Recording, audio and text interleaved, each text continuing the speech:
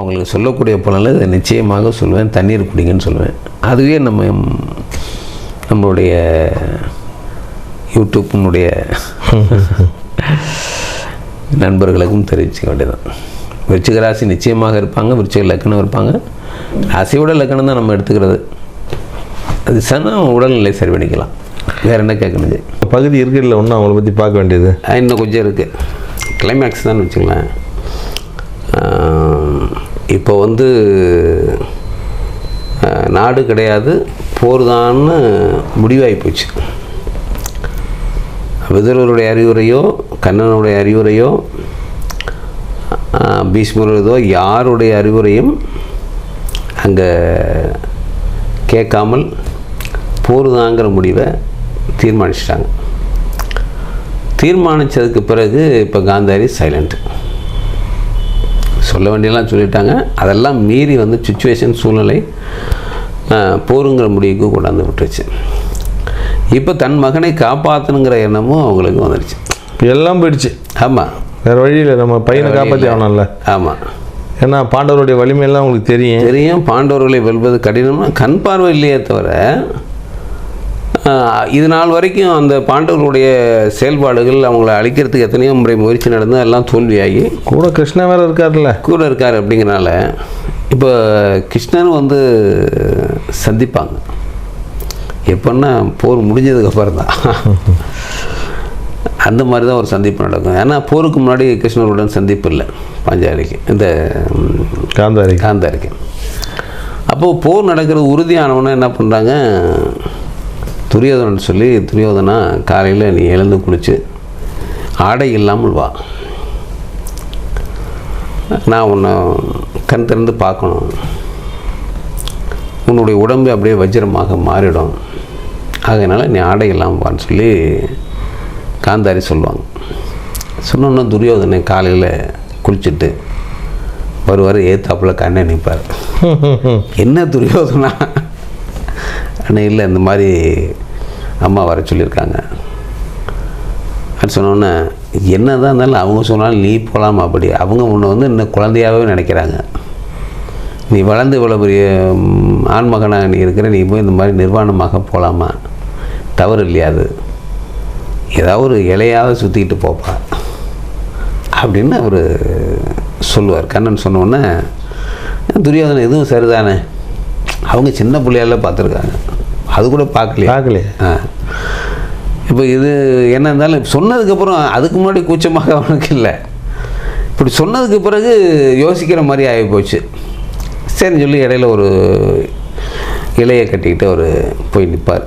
போய் நின்னோன்னே இப்போ அவங்க கண் திறந்து பார்ப்பாங்க. இங்கே மட்டும் உடம்பே அப்படியே இரும்பாக மாறும். இரும்பு மாதிரி வஜ்ரமாக மாறும்போது தொடைப்பகுதி மட்டும் மாறாது, அத்தோடு நின்று போயிடும்.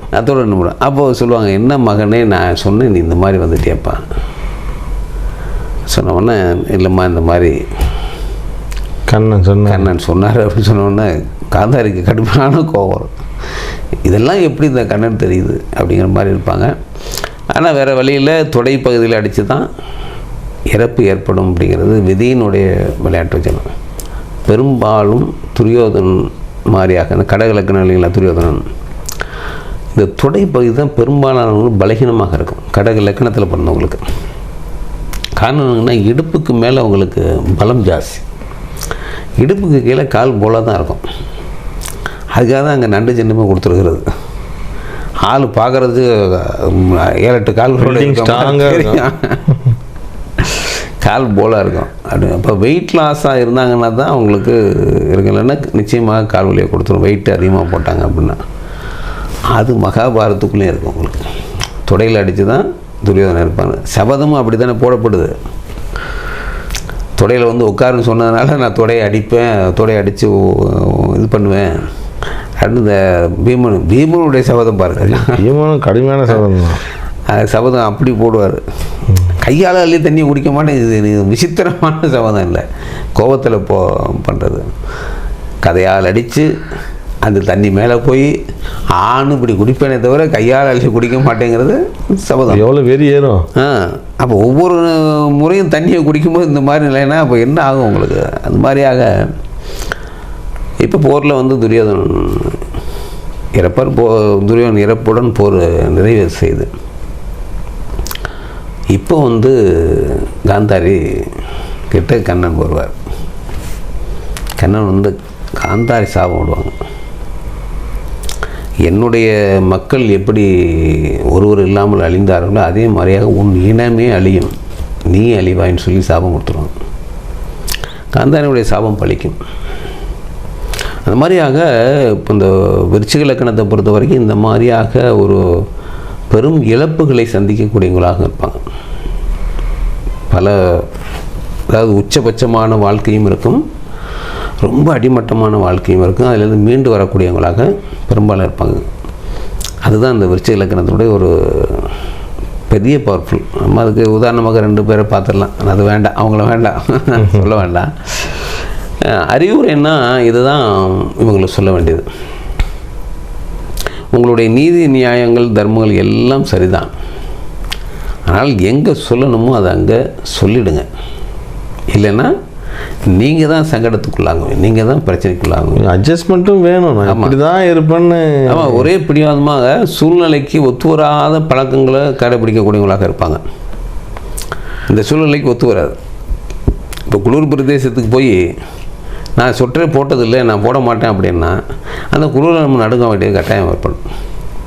வெப்பமான இடத்துல போய்ட்டு நான் கோட் சுட்டோட தெரிவேனாக்கா அதுவும் சிறப்பாக.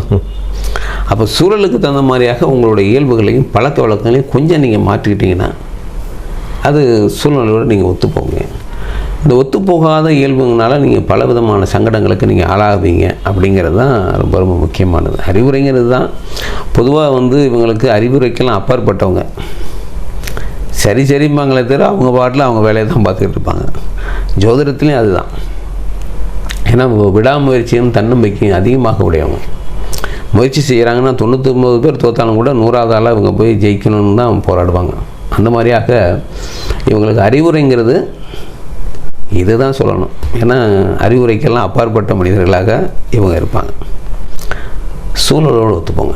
இதுதான் அந்த விருச்சிக லக்கணத்துக்கு நம்ம அனுச நட்சத்திர பகுதியில் பிறந்தவங்களுக்கு நம்ம சொல்லக்கூடியது. அதே மாதிரியாக வைகாசி மாதத்தில் உங்களுக்கு 3ஆம் தேதிக்கு பிறகு 16ஆம் தேதிக்குள்ளே பிறந்தவங்க எல்லாருமே இந்த அனுச நட்சத்திர பகுதியில் பிறந்தவங்களாக நீங்கள் இருப்பீங்க.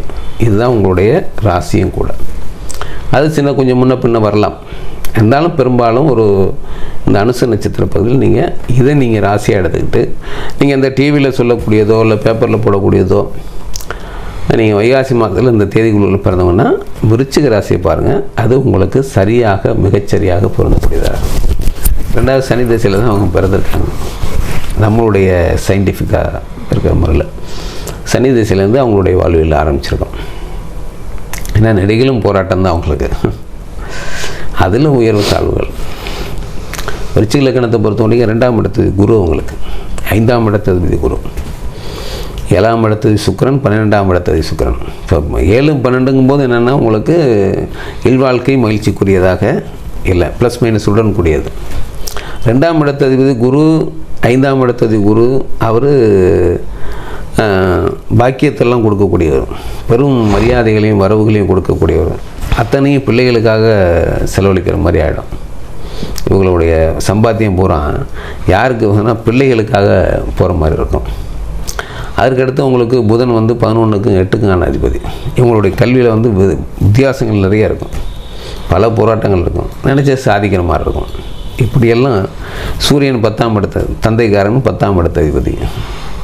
தாய் 4ஆம் இடத்து சனியாக இருந்தாலும் தாய் காரகன் சொல்லக்கூடிய சந்திரன் இவங்களுடைய பாக்கியஸ்தானத்துக்கு. இந்த மாதிரியாக ஒரு இவங்களுடைய ஜாதகம் வந்து ஒரு வித்தியாசமாக இருக்கும். மற்ற லக்கணங்களை விட இந்த விருச்சிக லக்கணத்துக்கான அமைப்புகள் விசித்திரமாக இருக்கும் ஜோதிடத்தில். அதனால தான் இவங்களை பற்றி நம்ம சொல்லும்போதுன்னா தனித்துவமாக தெரிவாங்க. மற்ற லக்கணங்களுக்கு இல்லாத குணாதிசயங்கள், இல்லாத செயல்பாடுகள், பிடிவாதங்கள், காரண காரியங்கள், அதாவது இராணுவம் போலீஸ் இதெல்லாம் வந்து இவங்க இருக்கிறது தான். இராணுவத்துலேயும் போலீஸில் இருக்காங்கன்னா இவங்கள மாதிரி ஒரு சிறந்த வீரனை பார்க்க முடியாது. ஆனால் இருந்தாலும் பண்ணா இருந்தாலும் சரி, பிறர் வியந்து பார்க்கக்கூடிய இடத்துல தான் இருப்பாங்க. பாருங்கள், சூழ்நிலைக்கு ஒத்து போனீங்கன்னா உங்களோட வாழ்க்கை இன்னும் கொஞ்சம் மகிழ்ச்சியாகவே அமையும் அப்படின்னு சொல்லிடலாம். அடுத்தது பார்ப்போம். அடுத்த நட்சத்திரம் சார், அடுத்து கேட்டை நட்சத்திரம். ஒரு கேரக்டர் ரொம்ப முக்கியமான ஆள். மகாபாரதத்தில் ரொம்ப ரொம்ப ரொம்ப முக்கியமான ஆள். இந்த மகாபாரத போருக்கான காரணகர்த்தாவே அவங்க தான். யாருன்னு பார்ப்போம்.